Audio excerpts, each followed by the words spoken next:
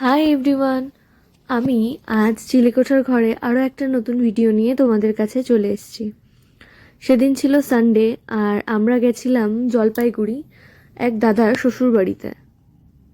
আর সেদিন সারাদিন তো সূর্যের মুখ দেখিনি, প্লাস কন্টিনিউয়াসলি সকাল থেকে বৃষ্টি হয়ে যাচ্ছিল। দেন আমরা জলপাইগুড়ি ঢুকেও যাই আর রাস্তায় জ্যামে দাঁড়িয়ে থেকে এই চায়ের দোকানটা দেখি যেখানে লেখা প্রতিটি চায়ের চুমুকে জুড়ে থাকে ভালোবাসা।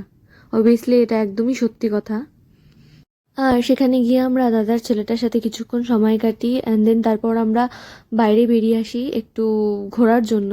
তারপর আমরা একটা ক্যাফেতে গিয়ে ঢুকি আর সেখানে গিয়ে আমরা চা ফ্রেঞ্চ ফ্রাই খাই। আর এই ক্যাফেটার ভিডিও আমার ব্লগে আগেই দেওয়া আছে, আর তোমরা চাইলে একবার গিয়ে আমার এই ব্লগটি চেক আউট করে নিতে পারো। আর সেখানে আমি লোকেশনটাও দিয়ে দিয়েছি, একবার তোমরা দেখে নিও।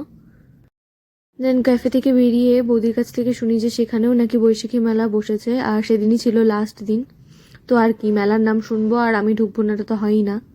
দেন আমরা মেলায় ঢুকি, সেখানে কিছুক্ষণ সময় কাটাই।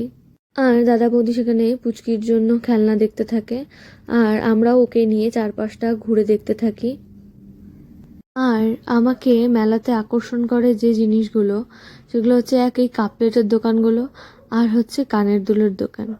আর একটা মজার কথা হলো যে আমি ছোটবেলার থেকে এখনো অবধি মানে মেলায় যাওয়ার কথা শুনলে সবার আগে আমি রেডি হই। এমনকি হাজারো ভিড় থাকলেও আমার মেলায় যেতে হবেই। এরপর আমরা একটা আইসক্রিমের দোকানে ঢুকি আর আইসক্রিম নিয়ে নিই। আর এই যে একজন আইসক্রিমের পোকা আমার মতোই, দেন ওকে রাইড করাই এগুলোর মধ্যে। আর ওকে দেখে না আমার নিজের ছোটবেলার কথা খুব মনে পড়ছিল আর ওর জায়গাটায় ফিরে যেতে ইচ্ছে করছিল।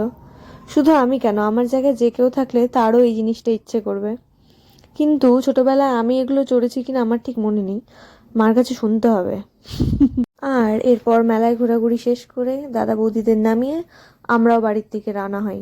আর তখন রাস্তায় আমরা বৃষ্টিও পাই আর গান শুনতে শুনতে গল্প করতে করতে আমরা বাড়িতেও ফিরে আসি। আজকের ব্লগ আমার এতটুকুই। টাটা।